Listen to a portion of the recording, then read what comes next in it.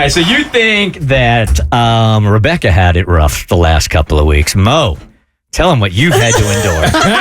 Are you kidding me? Why you set me up like that, man? We're burying everybody Oh, my today, God. man. I think we just figured out the difference between a problem and an inconvenience. Yeah, here we go. I think we did. Yeah, I had the major inconvenience of being without Wi-Fi for 4 days. Oh, no! Yeah. Did you send some emails to Kristen telling her that you would miss appointments and stuff like that? I attempted to, but I didn't have Wi-Fi, so I couldn't send the email. That's how down bad I was. No, I honestly feel like the universe was preparing me for this camping trip I'm gonna take this weekend, and for whatever reason, on I think this was Thursday, my Wi-Fi just completely cuts out. It just shuts down. I'm thinking, no big deal. I'll just reset it. This happens often, and I go to restart it, still doesn't kick back in.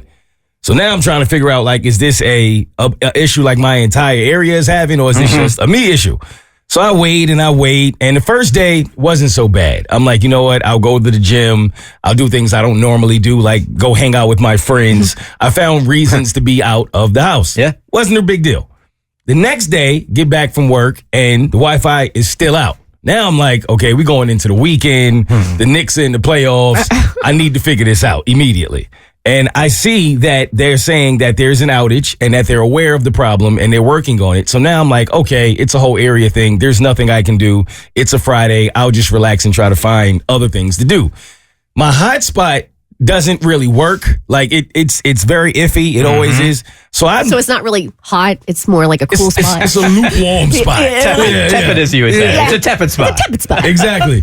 So I'm like, all right, I'm trying my best because I don't want to be that person. I'm always making fun of people who I know they would just be down and out without Wi-Fi. And I'm like, I'm not that guy.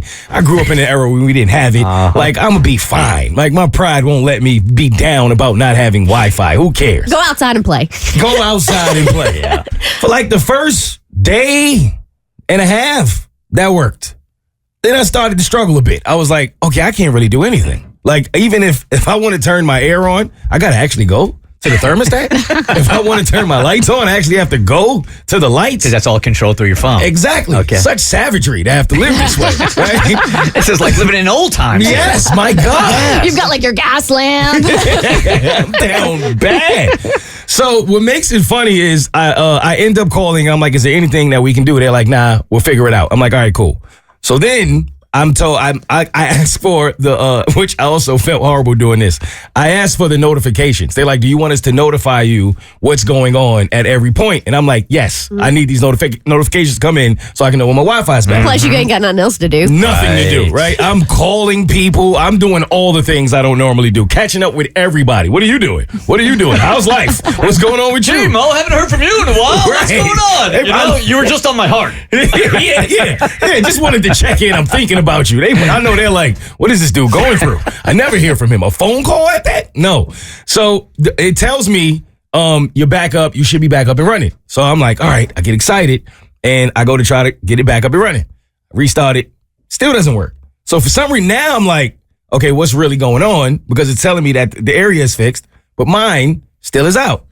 So I'm trying everything. And then, of course, I go to troubleshoot it. They tell you all of the things that you've already done, like, is it plugged in? I promise you, it's plugged in. I've done the reset. I've done it all. Like you're 70 years old and you've never used Wi-Fi before, right? Are you sure it's plugged in? Exactly. So I do all the things. It's still out.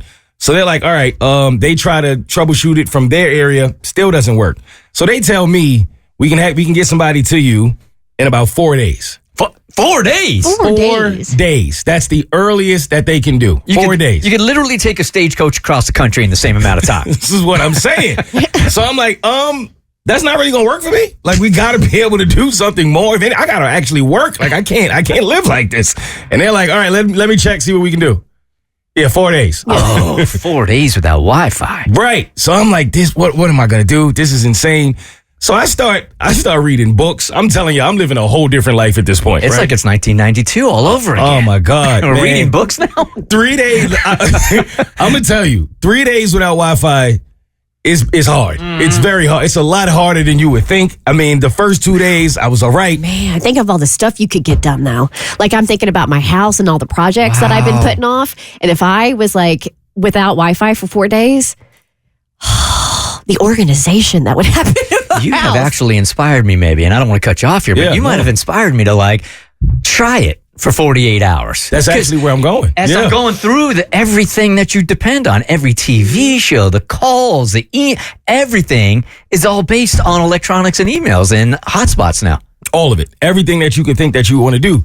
So I'm like, all right, how can I make this work for me? Then I started doing projects. My apartment has never been this clean. I mean, it is like super clean right now. All of the organizing that I haven't done with like my files that I've been saying I'm going to get to, my closet that I've said I was going to get to, all of these things that I have literally been saying to myself I'm going to get to for months, I got done in 2 days just because I literally did not have a choice. So in my mind, I'm like, maybe I'm on to something here. Like maybe once a week, I should cut my Wi-Fi off on purpose so that I can get things done that I have been saying I was going to do for months because it ended up being so productive. Well, that's the thing. So I think Sunday, because the only inconvenience, honestly, like real inconvenience was I couldn't watch sports. Like I couldn't watch the Knicks in the playoffs. Other than that, I was fine. In other years, not watching Knicks, that's a plus. They don't make it, but to now the they're playoffs. okay. So it wouldn't matter, right? But then, somehow I'm like, let me try something else. So I find a Wi-Fi provider that's not mine, but it's of the company. So I click on that to see if that would work, and it asked me to sign in. It prompted me to sign in, and I sign in because I'm like, okay, I can't use my own, but I can use this one. And somehow, some way, that fixed it. Like immediately, my Wi-Fi came back. It just popped back in, and they couldn't fix it. No one could fix it. They didn't know what the problem was, but that got me right back online. And immediately within that first hour of having my Wi-Fi back online, I knew that cutting my Wi-Fi off on purpose was really stupid, and I was never going to do that. Like, never going to. Once I got it back, I was all set. Also, I feel like it's different when you feel like it's still available to you, whereas when this got cut off, like you had no other option. Like you couldn't get on the Wi-Fi. But if you're manually doing it, like in the back of my head, it's sort of like keeping ice cream in the fridge. Like even if I say I'm not going to eat it, if it's there, I'm going to eat it. I agree, because you'll start making excuse after excuse after excuse to make it easier on your life. I had something similar that I haven't been able to do, but it sounded great in my mind, man, and it scared me so much last week. So I'm starting to keep a journal now. This is part of my ADHD therapy that my doctor has given me, just to see where my day is going all day. So I decided, you know what? I am just going, what? Just asking a person with ADHD to keep a journal seems like cruel and unusual punishment. Well, I think the focus is lacking there to do that. No, I think it's just so they get an idea of really where my head is at and what I'm doing with my day. No, it makes sense. Yeah. It just feels like an impossible task to ask somebody. Yeah, I haven't done it once. Yeah, that's what I'm saying. Not one time, and that was an assignment from 2 weeks ago. Yeah. So the first thing I thought is, you know what I'm going to do is I am going to put a time limit on my phone now. So we can make all the excuses in the world because of what we do for a living. We need to be on social media. We need to be on top of things. I got to be watching TikTok. I got to have scoliosis on Instagram and see what's going on in the world, right? So I thought, you know what? I'll limit it. I'm just going to go ahead and I'm limit it. So I pick up my phone to do it, and it was so scary to do because now I have a negotiation going on in my head. Like, what can I do? What's a little bit of a stretch? I don't want to fail at this, right? So I put 3 hours on it. 3 hours.